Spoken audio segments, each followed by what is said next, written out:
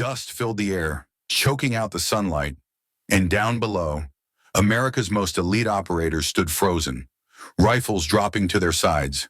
The trap was complete, the kill zone sealed tight. Even the SEALs, the men who never surrender, were lowering their weapons. Then, out of the silence, one figure moved.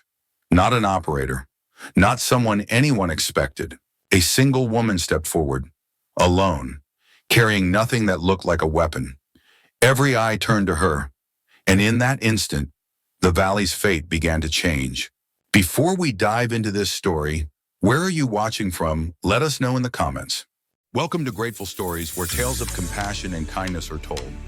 Let's uncover what really happened. SEALs lowered their weapons. They had given up. And at that moment, a woman holding nothing but a clipboard stepped into the kill zone. Her name was Commander Evelyn Cross. Officially, she was here as a logistics observer. No rifle, no sidearm, just a seat on the ridge and a stack of forms to fill. Camp Ravenhill was a scar on the desert floor. Prefabricated walls leaned under the sun like they were tired of standing. Razor wire sagged in patches, and dust rolled across the compound with every gust of dry wind. The air smelled of diesel, sweat, and resignation. It clung to gear, skin, and the back of the throat. No one at Ravenhill expected visitors to last long. Cross stepped off the helicopter with careful balance, the way someone moves who knows pain in her bones. She carried a single duffel and the clipboard tucked under her arm.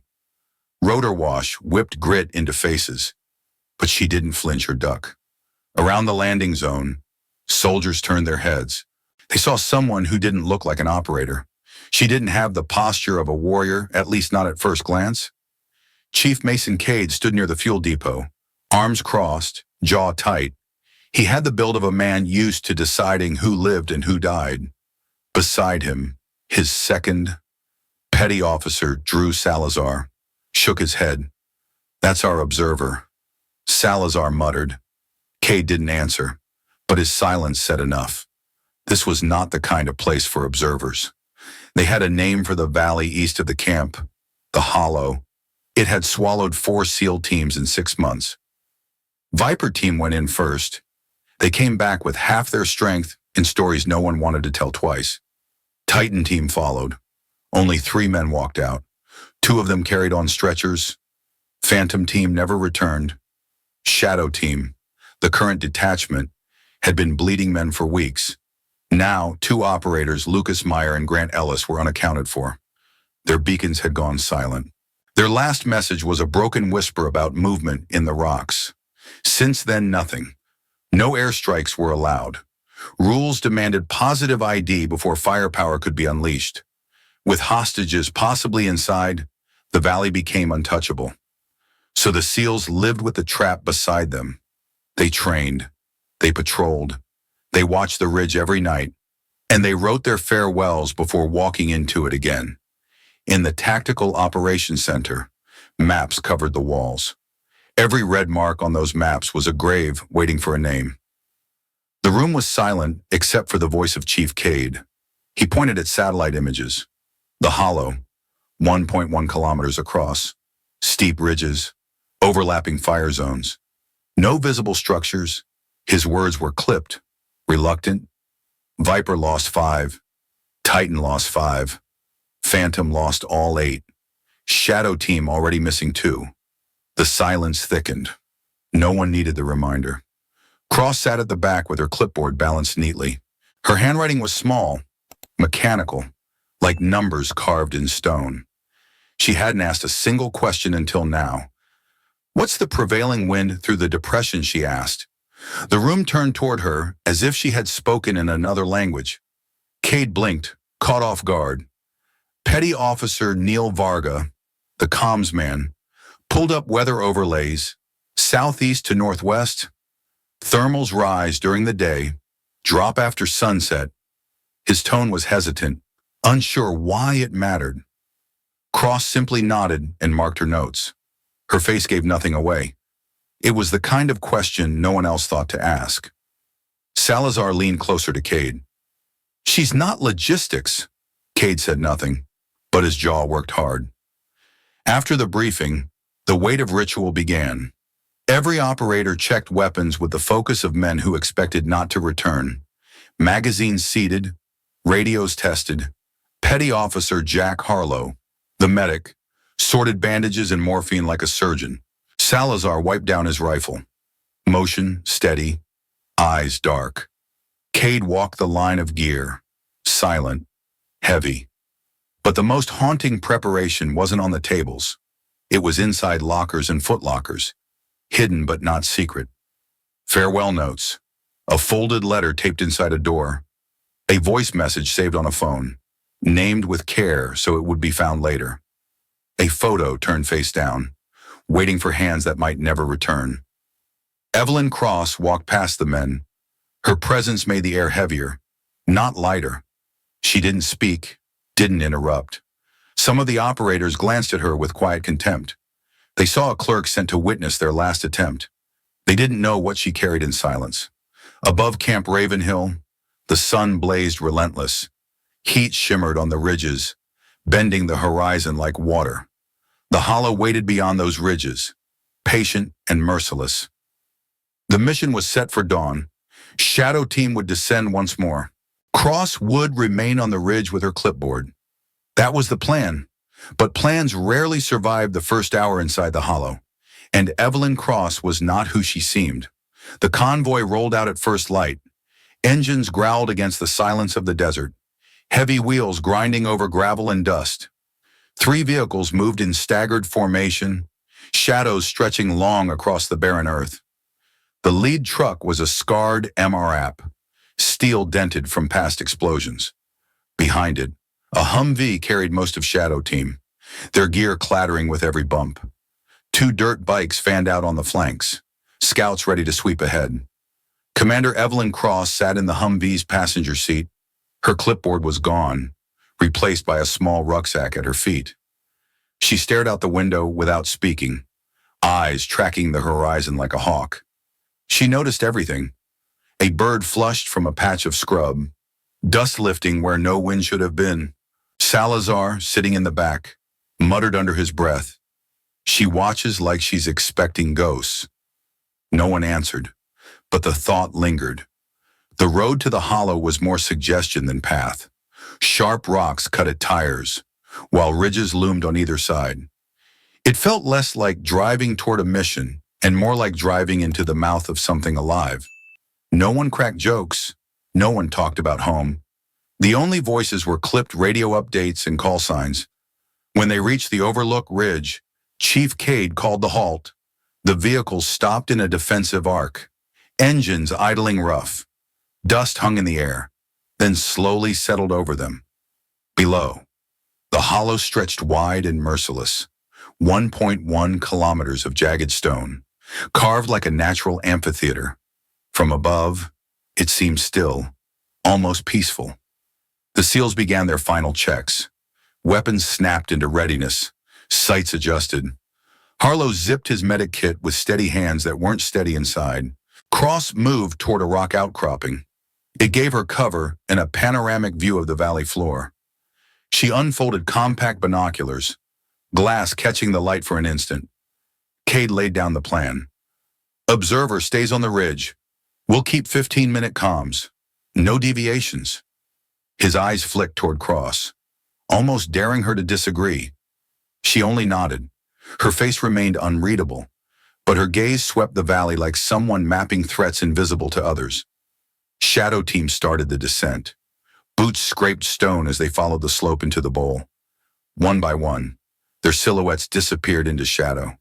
Cross sat back against the rock. Her breath was steady, almost too steady. The binoculars lifted and tracked the men below. The first radio check came on time. Shadow 1 to Overwatch. Entering target area, no contact. Her voice was calm in reply. Overwatch copies. Proceed. The second check came with static. Checkpoint Alpha secure. No threats. You moving to grid 92 Delta 2. Cross logged the time in her notebook. 40 minutes in, the line broke apart. The transmission cracked like old glass. Words bleeding into static. Shadow, movement. Can't identify. She switched frequencies. Primary, secondary, emergency channel. Every attempt met with empty air. The hollow had swallowed their voices. Her binoculars swept the depression, scanning shadows. At first, nothing moved but the wind. Then she saw it. Dark shapes against stone. Too perfect. Too still. Men hidden like rock itself. Rifles trained on the trapped seals. Her lenses found Chief Cade standing in the open. His rifle hung low. Around him, the team gathered. Weapons slack. Shoulders sagging. They were surrendering. The hollow had broken them just as it had broken the others. The trap was flawless. Cross lowered the binoculars. Her jaw tightened. Then she reached for her rucksack. No reports inside, no paperwork. What she pulled free was steel and silence. First, a compact suppressed rifle, worn but cared for. Then a sidearm, its grip smoothed by years of use. Finally, in a tactical harness already scarred from old fights. Her hands moved without hesitation. Magazines locked in place. The sound of readiness was soft, but final. She slung the rifle across her shoulder, fastened the harness tight, holstered the pistol at her hip. No call to Cade, no request for permission. She stood, checked the wind, and began to climb. Not down into the valley, not toward the visible fight. She chose the eastern ridge, the hardest path of all. The stones shifted beneath her boots. Loose gravel threatened to betray her with every step. But she moved like someone who had done this before. Her body hugged the terrain. She slipped between shadows, used rock angles to blind unseen eyes. Every motion was measured, deliberate. From a distance, she looked like part of the ridge.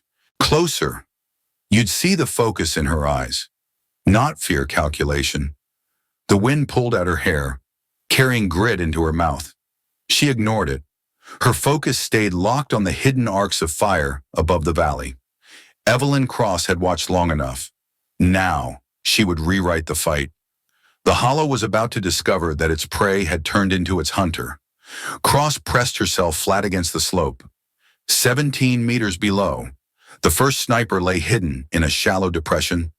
The man's rifle tracked the valley floor, patient, steady, ready to fire on Cade's men. She drew a slow breath. Her rifle rose, the suppressor whispering against stone. One shot, clean and precise, cracked into his chest.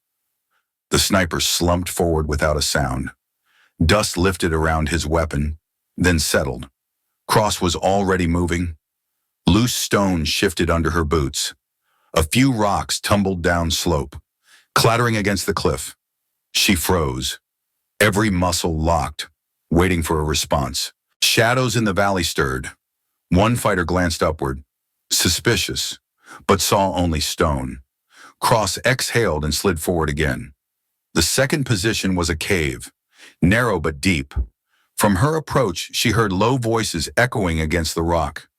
Two men speaking with quiet confidence. She crouched against the wall, pulled a grenade from her harness. The pin clicked free. The spoon snapped. She counted 3 seconds and rolled it inside. The explosion thundered across the ridge. Dust burst outward, the ground shivering under her palms. But one figure stumbled out, coughing, weapon rising. Cross lunged before he could aim. Her knife flashed once, then silence returned.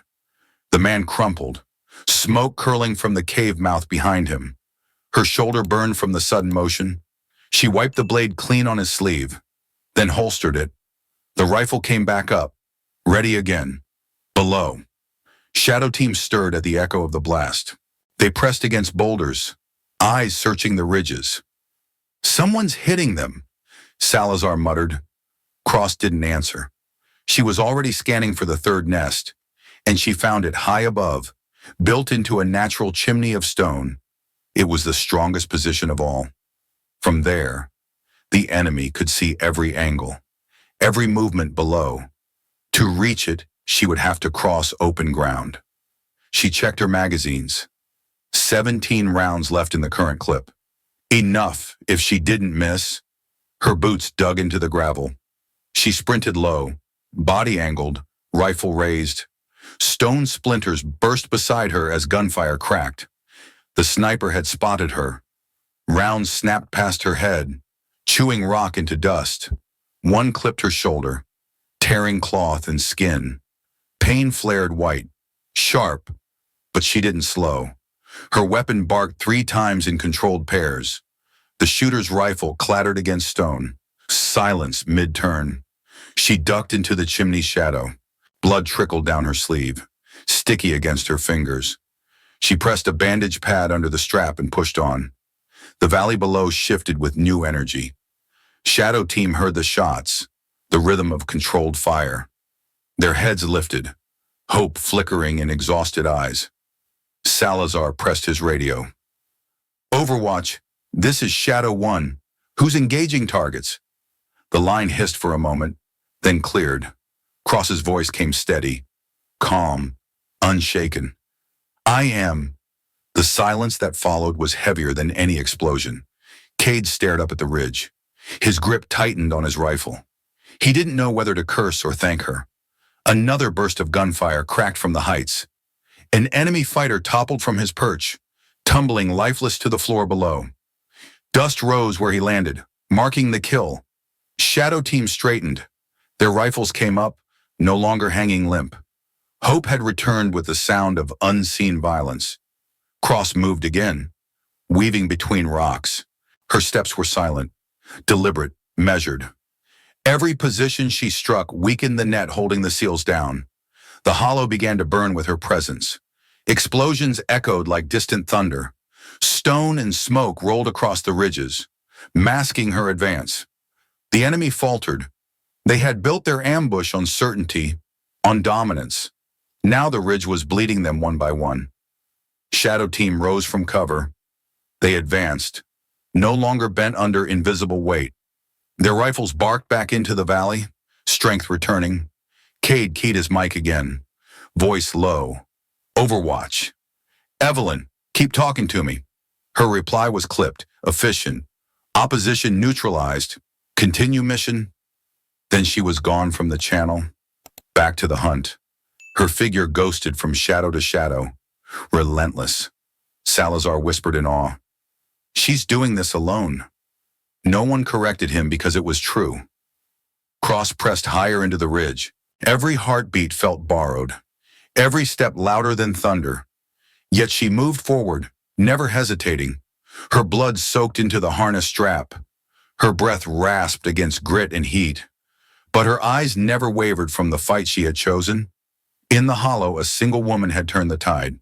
What 4 SEAL teams had failed to break, she was dismantling piece by piece. And Shadow Team, watching from below, finally remembered how to fight. Cross pressed her radio, voice level and precise. "Grid 92, Delta 3, clear." The words hung heavy because that grid was where Meyer and Ellis had vanished. Chief Cade froze for half a breath. Then his team surged forward, hope surging like a shockwave. Boots pounded against stone as Shadow Team moved toward the coordinates. The ridge was quiet now. No more hidden rifles, no more whispers from rock, only silence that felt strange after hours of unseen pressure. They reached a shallow cave marked by smoke and rubble. Inside, 2 figures lay huddled against the wall, Lucas Meyer and Grant Ellis. Faces pale, eyes barely open. Their uniforms were torn, blood dark against the fabric. Meyer tried to lift his head, lips cracked, whispering nothing audible. Ellis's hand twitched, reaching weakly for anyone. Harlow dropped to his knees instantly. The medic's hands moved with ruthless speed, bandages and morphine ready. "Still breathing," he confirmed, voice rough.